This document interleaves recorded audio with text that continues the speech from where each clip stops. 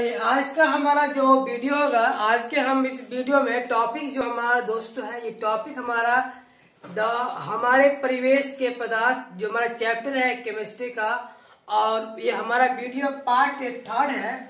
और इससे पहले हम वीडियो का पार्ट 2 और पार्ट 1 पढ़ चुके हैं, जिसमें मैंने पार्ट आपको 2 में बताया है कि ठोस क्या होता है, मतलब सॉलिड क्या होता है, और पार्ट 1 में हमने इंट्रोडक्शन किया है चैप्टर के बारे में। तो आज इस वीडियो में दोस्तों हम जानेंगे कि लिक्विड क्या होता है, व्हाट इज लिक्विड। चलिए आइए जानते हैं क्या होता है लिक्विड। दोस्तों लिक्विड को हम बोलते हैं द्रव।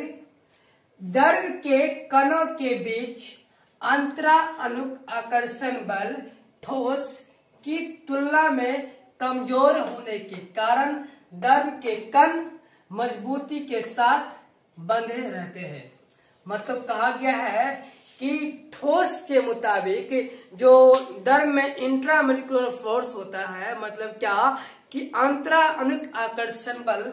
जैसे मान लो कि ये हमारा एक एटम है द्रव का और ये एटम है द्रव का, लेकिन इन दोनों में अंतरा अनुक आकर्षण बल बहुत कम है, जिसके साथ इसके दोनों जो बॉन्ड होते हैं वो बहुत कम मजबूती से बंधे हुए होते हैं, जैसा कि मैंने आपको बताया इस इमेज के थ्रू।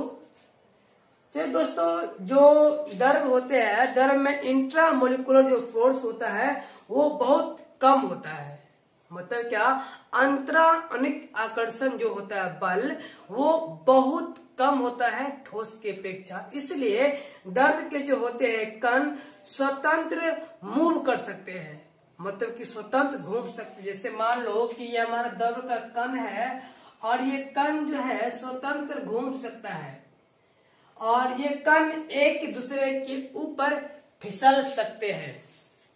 ये कण एक दूसरे के ऊपर दोस्तों फिसल सकते हैं। जैसे कि दोस्तों मैंने आपको इस इमेज के थ्रू बताया है, और जो आप देख रहे हैं साइड में, ये जो साइड में दोस्तों जो हमारा है ये हमारा द्रव का है। और मैंने आपको बताया है इमेज में कि द्रव होता है ऐसे, और ये हमारा गिलास है जिसमें हमने कुछ पानी रखा हुआ है, और ये हमारा कटोरा है। ओके, तो ये दोस्तों हमारा जो होता है द्रव, इसका जो होता है अंतरा अनुक आकर्षण बल बहुत कम होता है। लेकिन ये क्या होता है कि मान लो ये एटम है और ये एटम है, ये एटम कहीं भाग नहीं सकता है। मतलब क्या कि ये एटम उठ के यहां से यहां चला नहीं आएगा, क्योंकि ये एक दूसरे के ऊपर से फिसल सकते हैं। इसमें अंतरा अनुक आकर्षण जो होता है बल वो बहुत कम होता है। इसके लिए ये हमारा द्रव था जिसमें मैंने आपको बताया। ओके, और मैं आपको जैसे मैंने कल बताया था कि द्रव जो होते हैं, अगर हम कैसे पहचानेंगे कि ये द्रव है कि ये ठोस है कि ये गैस है। दोस्तों जैसे कि हमने कल जो है ठोस पदार्थ में कुछ सामान्य गुण देखे थे, उस गुण को हम देखते हुए हम इन्हें ये निश्चय किया कि ये ठोस है। और आज हम उसी तरह हम जो है द्रव, आखिर हम कैसे जानेंगे कि ये हमारा जो पदार्थ है ये द्रव है। आखिर हम कैसे जानेंगे कि इसमें रखा हुआ ये द्रव है। तो सबसे पहला हमारा होगा जिस गुण से हम पहचानेंगे, आपका पहला पॉइंट है कि द्रव के सामान्य गुण। आखिर हम लोग कैसे जानेंगे कि ये द्रव है। ओके, ये आकृति और आयतन, ये हमारा पहला पॉइंट है कि सबसे पहले हम जानेंगे कि आकृति और आयतन क्या होता है।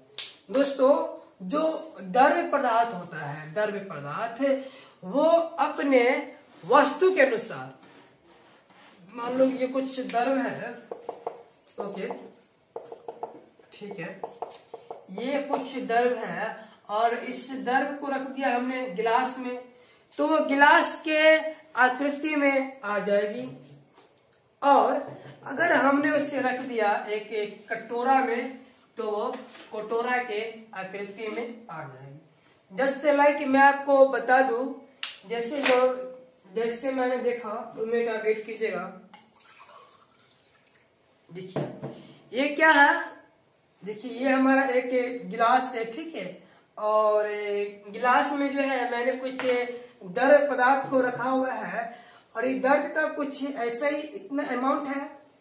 अब जो इसके मॉलिक्यूल है दोस्तों, ये एक दूसरे के ऊपर से फिसल सकते हैं। इसका जो मॉलिक्यूल है, ये मॉलिक्यूल जैसे आप देख रहे, मान लो कि इसमें छोटे छोटे कण है और ये कण एक दूसरे के ऊपर से फिसल सकते हैं, लेकिन ये मॉलिक्यूल जो होते कण ये भाग नहीं सकते हैं दोस्तों। और जिस प्रकार मैंने इसका अगर रखा मैंने इस गिलास में, तो ये गिलास का आकृति का पकड़ लिया, ये गिलास के आकृति में आ गया हमारा द्रव जो है। और इसी द्रव को मैंने क्या किया कि एक जो दिख रहे हैं, 2 मिनट वेट कीजिएगा।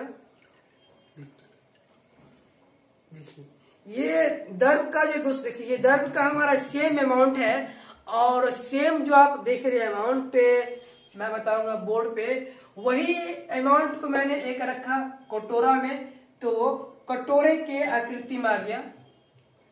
तो इससे हमारा ये पॉइंट दोस्तों बनता है कि जो द्रव दोस्तों पदार्थ होता है वो अपने आकृति के अनुसार वो अपना बदल लेती है आकृति, मतलब कि वो अपने वस्तु के आकृति के अनुसार वो अपना आकृति बदल लेती है, लेकिन उसका जो आयतन होगा उसका आयतन चेंज नहीं होता है।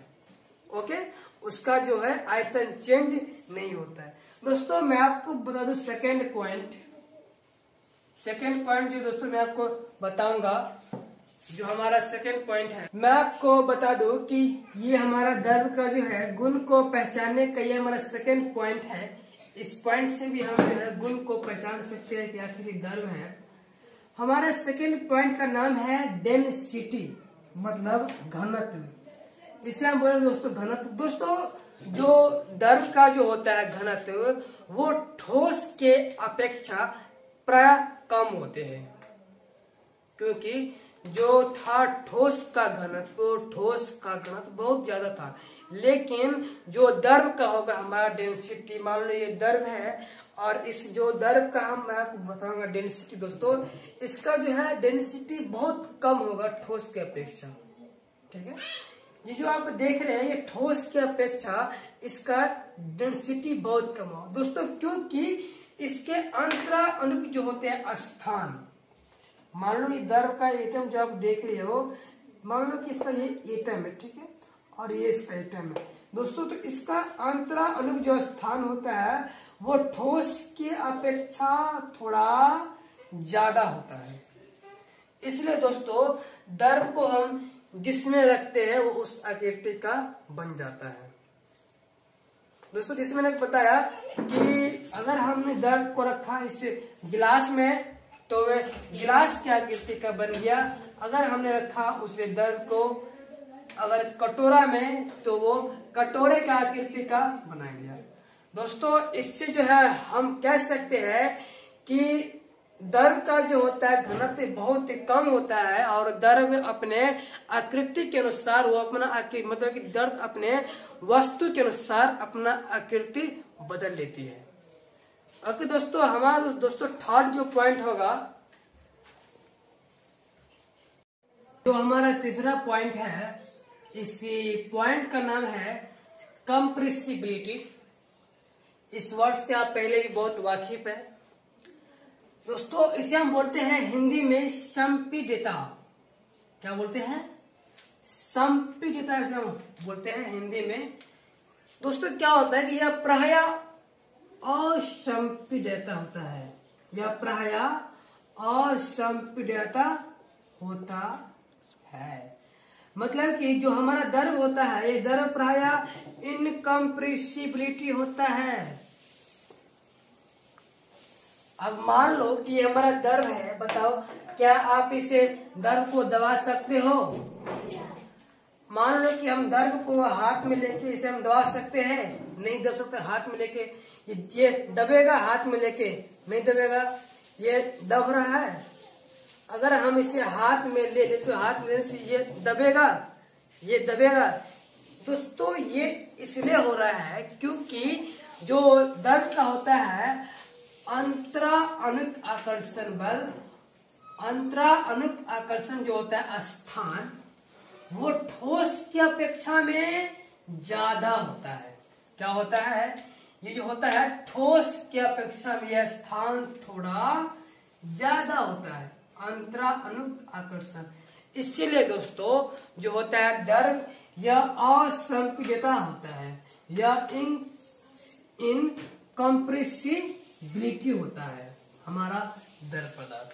दोस्तों जो हमारा चौथा पॉइंट होगा, हमारा जो चौथा पॉइंट है, ये चौथा पॉइंट हमारा है द्रवनांक और क्वथनांक, मेल्टिंग एंड बॉइलिंग पॉइंट। दोस्तों जो द्रव का जो होता है मेल्टिंग एंड बॉइलिंग पॉइंट, वो जो होता है ठोस के अपेक्षा में कम होता है, और द्रव पदार्थ के जो होते हैं दोस्तों द्रवनांक, वो कमरे के ताप से कम होते हैं।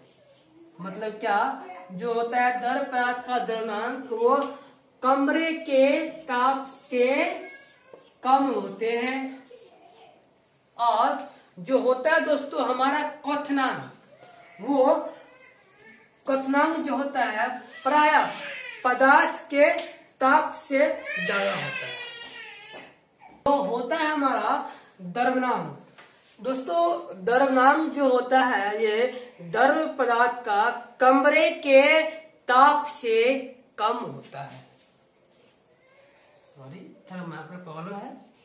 जो होता है द्रव पदार्थ का द्रवनांक, ये थोड़ा कमरे के ताप से कम होता है, और जो क्वथनांक होता है दोस्तों ये कमरे के ताप से प्रायः उच्च होते हैं।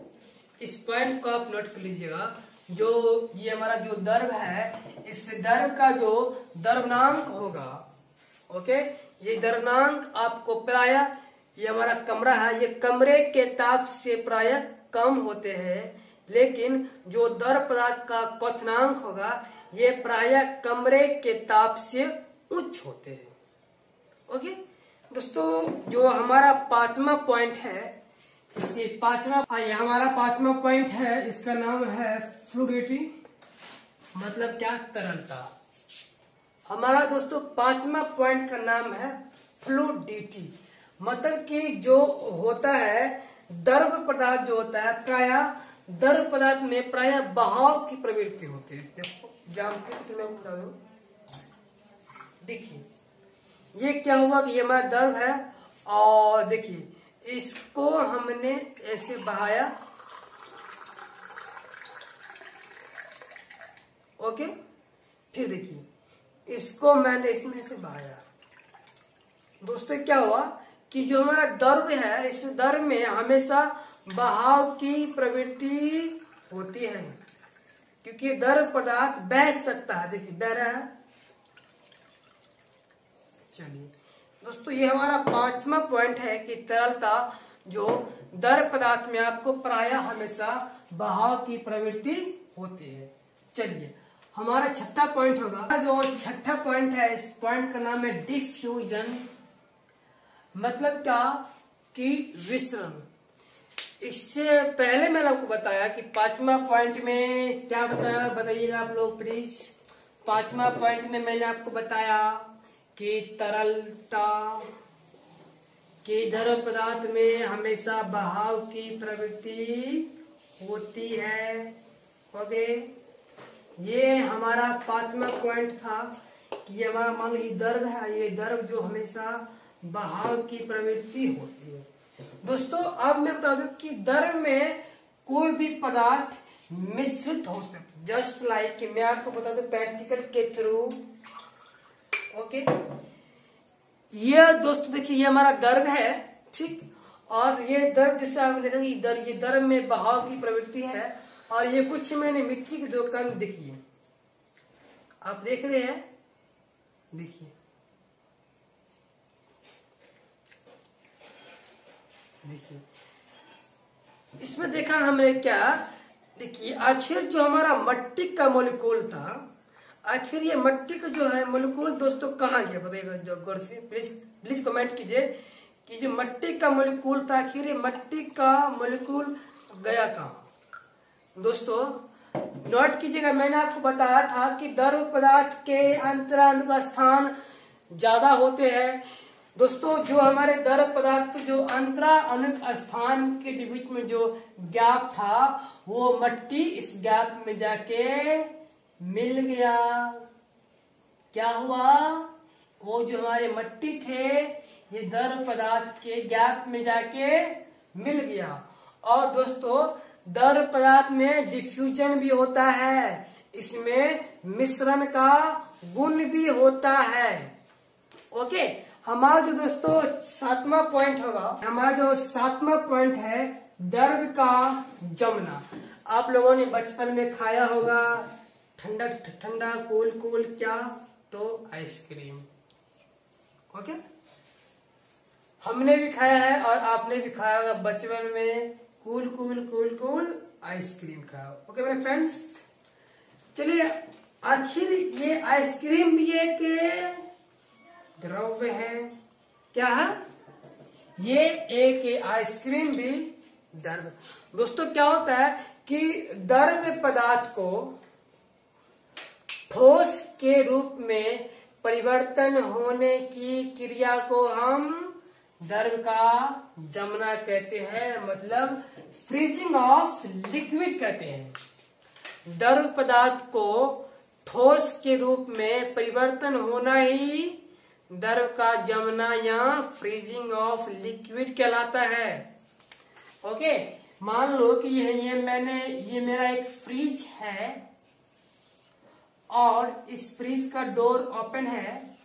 ओके, और इस डोर में हमने क्या किया कि एक गिलास, जस्ट लाइक ये हमारा गिलास है और इस पानी को हमने यहाँ रख दिया और दोस्तों हमने टेम्परेचर कर दिया 0 डिग्री सेल्सियस या तो 273 डिग्री केल्विन।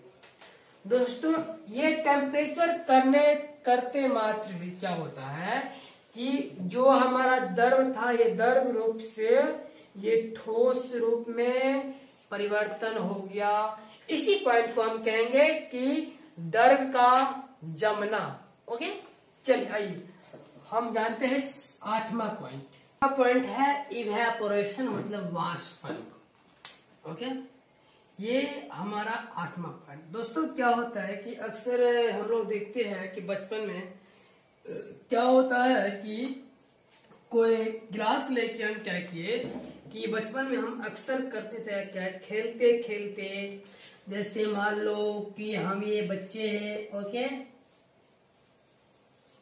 और बचपन में खेलते खेलते दोस्तों हमने क्या किया था कि हमने एक कटोरा में क्या हो कि मम्मी कहती बेटा पानी पी लो, और हमने कुछ पानी हमने बचपन में पी लिया था। शायद आप लोगों ने किया भी हो, नहीं लेकिन मैंने किया है। क्या हो कि कुछ पानी हमने पी लिया था और पानी पीने के बाद उस पानी को मैंने रख दिया था बाहर में छत पे।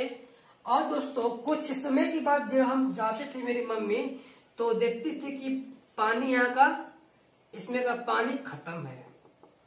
आखिर दोस्तों ये जो पानी था, लेकिन ये पानी आखिर गया क्या, गया कहाँ? दोस्तों ये जो प्रक्रिया हुई इस प्रक्रिया को हम कहते हैं वाष्पन। क्या कहेंगे? वाष्पन, मतलब इवेपोरेशन। मतलब हम जो कहेंगे दोस्तों कि किसी कोई भी द्रव्य जो भी होता है दोस्तों द्रव्य, आप देखिएगा इमेज गौर से, मैं आपको बता दूं कि कोई भी द्रव पदार्थ अगर वाष्प रूप में बदल जाए, मतलब क्या कि द्रव जो है वाष्प या गैस के रूप में परिवर्तन होकर वायुमंडल में चला जाए। जो ये द्रव पदार्थ है इनमें से ये द्रव पदार्थ वाष्प या गैस बनके वायुमंडल में चला जाए, इस प्रक्रिया को हम कहेंगे वाष्पन। क्या कहेंगे दोस्तों? वाष्पन। जैसे मान लो कि हमारा गिलास में द्रव्य है और ये द्रव्य पदार्थ क्या हुआ कि ऊपर से धूप लग रहा है और ये कुछ समय के बाद क्या होता है कि ये ऐसा था, लेकिन कुछ समय बाद ही इसमें कुछ जल थोड़ा सा आता है। दोस्तों वे ऐसी प्रक्रिया जिस प्रक्रिया के द्वारा जल जो है अपने जल वाष्प, ये जल वाष्प या गैस से बन के वायुमंडल में चला जाए, उस प्रक्रिया को हम कहेंगे वाष्पन। ओके दोस्तों आज के इस वीडियो में हमने बात किया कि लिक्विड क्या होता है, और लिक्विड में मैंने आपको कुछ गुण बताए जिस गुण से हम क्या कर सकते हैं, लिक्विड को पहचान सकते हैं लिक्विड क्या होता है। और लिक्विड के मैंने आपको प्रैक्टिकली बताया कि आखिर लिक्विड क्या होता है, कैसे होता है और कैसे हम जानेंगे कि ये लिक्विड है। दोस्तों लिक्विड में हमने प्राय थे 8 गुण। पहला हमारा था आयतन और आकृति, दूसरा था हमारा द्रव्यनांक, क्वथनांक, तीसरा था हमारा घनत्व और डेंसिटी, उसके बाद हमने पढ़ा था कंप्रेसिबिलिटी, उसके बाद हमने पढ़ा था आपको क्या बताइए, हाँ उसके बाद जो दोस्तों हमने पढ़ा था डिफ्यूजन और द्रव का जमना, और हमने सबसे पढ़ा था लास्ट में वाष्पन। दोस्तों आज की वीडियो हमारी ये पार्ट 3rd वीडियो है, ये हमारा पार्ट 3rd वीडियो। आज का ये वीडियो यहीं तक खत्म होता है और इस वीडियो में हमने द्रव के बारे में पढ़ा, और पार्ट जो हमारा 4th वीडियो होगा, इससे पार्ट 4th वीडियो में हम इस चैप्टर को एंड कर देंगे, मतलब ये चैप्टर हमारा हो जाएगा खत्म। और उस वीडियो में दोस्तों हम जो है पढ़ेंगे आपको कि गैस क्या होता है, आखिर हम कैसे जानेंगे कि ये गैस है कि गैस नहीं है। दोस्तों तब तक के लिए आप घर में ही रह के आप स्टे होम करके आप ऑनलाइन क्लास करो। अगर आपको कोई भी क्लास में आती है प्रॉब्लम या आपका कोई भी क्वेश्चन है तो हमारे जीमेल आईडी sanjaystudypoint@gmail.com पे आप मैसेज कीजिए, या हमारे व्हाट्सएप नंबर 9155868500 पे आप हमें कमेंट कीजिए। मैं आपकी निश्चित हेल्प करूंगा जो भी आपका क्वेश्चन होगा स्टडीज से संबंधित। ओके दोस्तों, तब तक के लिए दोस्तों बेस्ट ऑफ लक, आपका दिन शुभ हो। Thanks for watching this video, good bye.